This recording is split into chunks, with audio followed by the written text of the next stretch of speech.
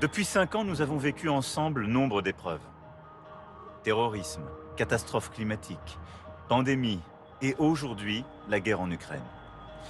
À chaque fois, nous avons fait face. Unis, toujours. Et malgré ces crises, nous n'avons jamais cessé d'agir. On disait notre nation condamnée à la désindustrialisation et au chômage de masse. Nous sommes, depuis 2 ans, le pays le plus attractif d'Europe et nous rouvrons des usines, avec le taux de chômage qui est au plus bas depuis 15 ans.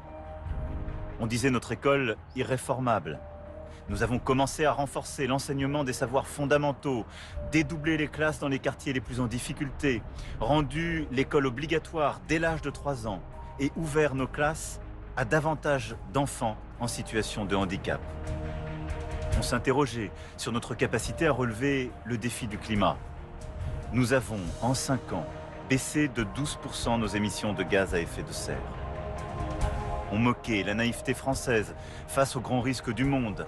Nous avons, ensemble, renforcé nos armées, recruté des policiers et des gendarmes, des magistrats. Beaucoup, il y a 5 ans, ne croyaient plus au rêve européen. Nous l'avons réenchanté, de manière concrète, forte, avec un plan de relance commun, en nous battant contre l'épidémie et avec la perspective d'une défense continentale. L'Europe puissance commence à devenir une réalité. Nous avons aussi investi ensemble pour nos territoires d'outre-mer et la Nouvelle-Calédonie a choisi de construire son avenir dans la République. Ce bilan, qui n'est que partiel, est notre œuvre collective, le fruit de la mobilisation de notre nation, de votre travail, de notre engagement collectif sans cesse renouvelé depuis 5 ans. Tous ces progrès pour la France, autant que pour nos vies quotidiennes, nous les avons construits ensemble. Alors il reste aujourd'hui tant à faire.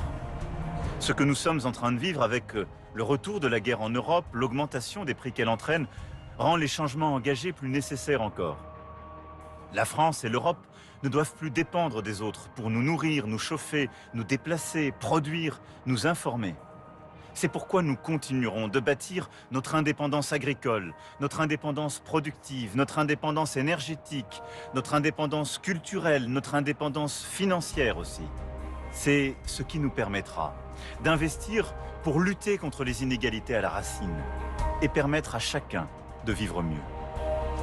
Pour que nos enfants aient les mêmes chances où qu'ils naissent, quel que soit leur milieu social, quel que soit le lieu où ils habitent. Pour que nos aînés puissent rester le plus longtemps possible dans leur domicile, même quand le grand âge vient.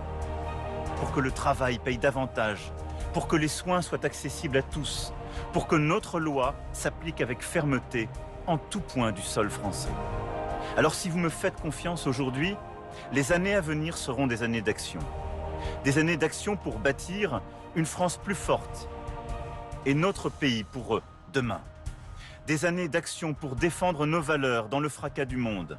Des années d'action pour vous, pour nos enfants, pour nous tous.